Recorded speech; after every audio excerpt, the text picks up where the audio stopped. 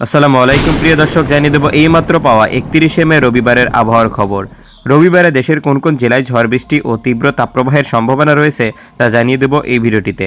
তার আগে আপনি কোন জেলা থেকে আবহাওয়ার খবরটি দেখছেন তা কমেন্ট করে জানিয়ে দিন। আর নির্ভুল সঠিক আবহাওয়ার আপডেট খবর পেতে ভিডিওতে একটি লাইক দিয়ে পেজটি ফলো করে রাখুন।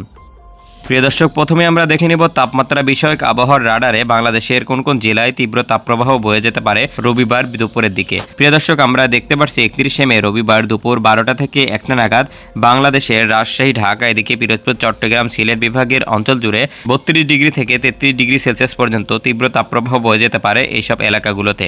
তাছাড়া প্রিয় দর্শক, এখন আমরা চলে যাব বৃষ্টি ও বজ্রসহ বৃষ্টির আবহাওয়ার ম্যাপ চিত্রে।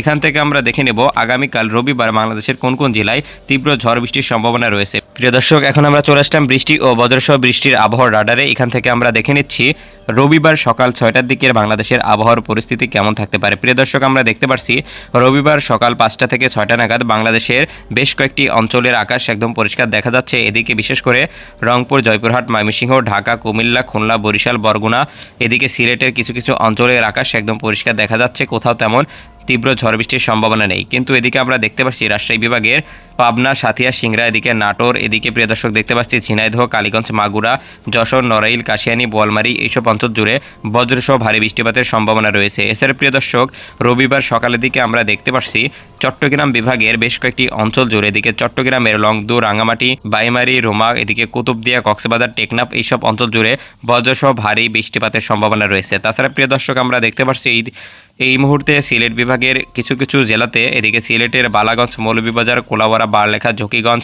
এদিকে জয়ন্তপুর, পানিসাগর, কাঞ্চনপুর, এদিকে আমবাসা, এইসব অঞ্চল জুড়ে ভারী থেকে অতি ভারী পরিমাণে বৃষ্টিপাতের সম্ভাবনা রয়েছে। প্রিয় দর্শক, এরপরে আমরা দেখে নেব রবিবার দুপুরের দিকের আবহাওয়ার পরিস্থিতি সম্পর্কে। প্রিয় দর্শক, আমরা দেখতে পাচ্ছি দুপুর 12টা থেকে 1টা নাগাদ বাংলাদেশের বেশ কয়েকটি জেলার উপর দিয়ে বিক্ষিপ্তভাবে বৃষ্টিপাত হতে পারে। এদিকে আমরা দেখতে পাচ্ছি ঢাকা, খুলনা, বরিশাল, চট্টগ্রাম, কুমিল্লা, ময়মনসিংহের কিছু কিছু অঞ্চল জুড়ে দফায় দফায় হালকা পরিমাণে বৃষ্টিপাতের সম্ভাবনা রয়েছে। তাছাড়া প্রিয় দর্শক, এই মুহূর্তে আমরা দেখতে পাচ্ছি কোথাও তেমন বজ্রসহ ভারী বৃষ্টিপাতের সম্ভাবনা নেই।